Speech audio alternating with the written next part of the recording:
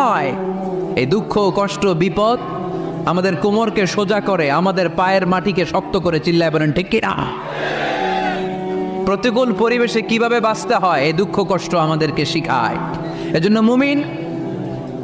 মুমিন বান্দার বৈশিষ্ট্য হচ্ছে দুঃখ কষ্ট বেদনা জ্বালা এগুলোতে সে আপসেট হয় না, সে হাল ছেড়ে দেয় না, সে ভরসা রাখে একজনের উপর। চিল্লায় বলতে হবে তিনি কে?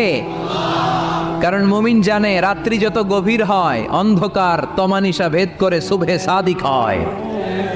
মুমিন জানে গর্ভবতী নারীর পেটের ব্যথা যেই দিন বাড়তে থাকে ওই দিনই নতুন মেহমান আগমনের সময় ঘনাতে থাকে। মুমিন জানে তার জীবনে দুঃখ কষ্ট বিপদ যত বাড়তে থাকে সুখের দিন কাছে আসতে থাকে। এজন্য মুমিনের হারাবার কিছু নেই। ফাইন্না মাআল উসরি ইউসরা, ইন্না মাআল উসরি ইউসরা। নবী হে, কষ্টের পরেই আছে আনন্দ।